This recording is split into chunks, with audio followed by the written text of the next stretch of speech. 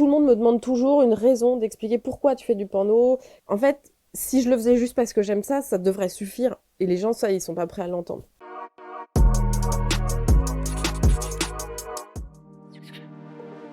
Je m'appelle Carmina, je suis performeuse et réalisatrice de pornographie alternative. Quand j'ai commencé la webcam, donc ça c'était en 2014, j'étais vraiment dans une période où rien n'allait dans ma vie. Je sais que c'est une position un peu controversée, mais j'ai ressenti à ce moment-là de ma vie un vrai empowerment en fait à commencer la webcam. Ça m'a permis déjà de m'occuper de moi. Et puis j'avais des retours positifs de l'audience parce que je me rendais compte qu'en fait, il y avait plein de gens qui me trouvaient belle et qui me trouvaient bandante, etc. À l'époque, en fait, je pense que c'est ce que j'avais besoin d'entendre. J'ai toujours été très complexée parce que j'avais l'impression de ne pas correspondre au canon de beauté, parce que j'avais l'impression d'être pas assez jolie, d'être pas assez grande, d'être pas assez mince. Et en fait, à partir du moment où j'ai compris que déjà, on s'en fout, et ben en fait, ça a libéré tellement de place dans mon cerveau que là, j'ai commencé à pouvoir faire des trucs autres que m'inquiéter de mon apparence tout le temps.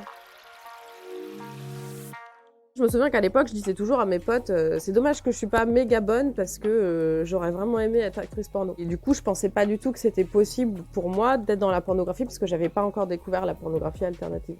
Quand j'ai commencé à travailler au Tag Parfait, c'est là que j'ai découvert en fait qu'il y avait toute une autre pornographie et qui est au-delà du mainstream. J'ai complètement halluciné. J'ai eu vraiment ce truc un peu spirituel où je me suis dit j'ai l'impression d'avoir rencontré ma famille. Enfin, c'est là que je me suis rendu compte qu'en fait j'avais envie de moi aussi de faire du porno quoi. Je me suis dit j'ai envie de créer moi aussi et de faire des trucs.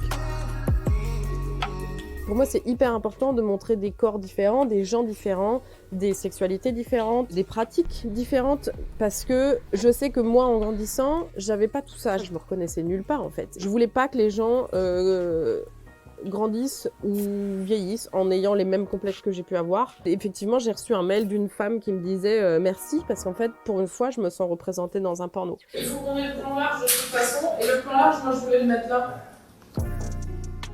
Pour moi, c'est important d'être performeuse, en plus d'être réalisatrice, parce qu'il faut avoir fait l'expérience d'être devant la caméra pour pouvoir comprendre aussi comment ça marche derrière et pour pouvoir peut-être être une meilleure réalisatrice. Donc je me voyais pas en fait rester protégée et cachée en fait derrière la caméra et après demander à des gens de se mettre nus et d'avoir un rapport sexuel et du coup moi derrière d'avoir les lauriers. Ouais, non, mais le truc, c'est que moi, j'ai jamais couché avec une fille.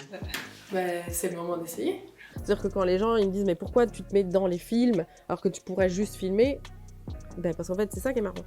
Les gens ils sont pas prêts à entendre ça, surtout parce que je suis une femme. Ça les embête de savoir que je fais du porno parce que j'aime bien.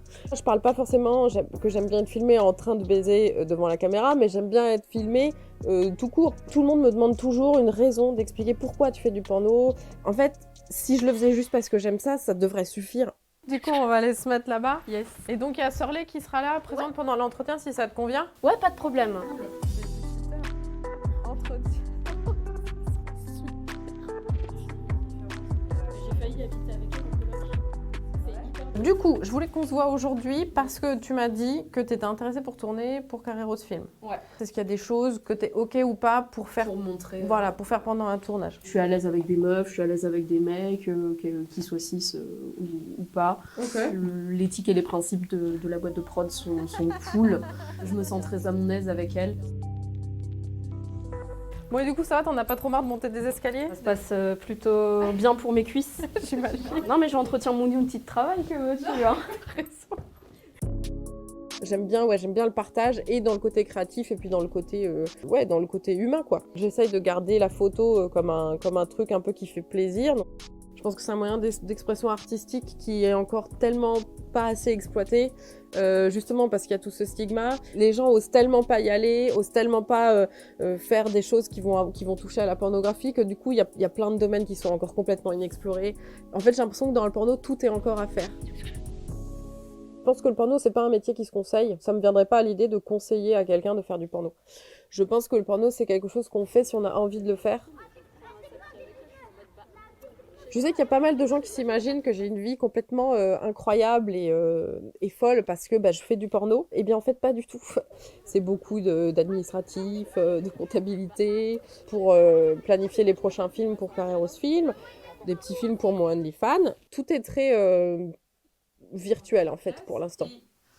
J'aimerais juste... Je suis soit toute seule, soit juste avec Sorley qui travaille avec moi. Carmina, je l'ai toujours dit, c'est un peu comme ma maman du porno, c'est elle qui m'a introduit vraiment dans le milieu et que j'ai tout découvert grâce à elle. On se sent comme en famille quoi, quand on est ensemble. Je vais rougir, moi. Ouais, dans le respect et en plus ça pousse à être un peu encore plus soi-même. Je sais pas, Non, mais c'est 100% vrai. ça fait du bien. Depuis que j'ai commencé, je trouve que l'image des gens qui font du porno se dégrade alors que je pensais qu'on était en train d'avancer et en fait j'ai l'impression qu'on recule. Bonjour, écoutez, du coup, aujourd'hui c'est à moi de vous parler du projet de documentaire dont vous avez peut-être vu Avec passer Prune, qui est aussi une créatrice de contenu adulte, il y a pas longtemps, on s'est rendu compte en regardant un reportage sur les personnes qui faisaient du OnlyFans, en fait, on a beaucoup de collègues qui ont été très déçus de la manière dont leur image a été traitée et on s'est dit c'est plus possible en fait. Il faut vraiment qu'on essaye de faire un documentaire pour montrer qu'est-ce que c'est vraiment notre réalité, qu'est-ce que c'est vraiment notre quotidien.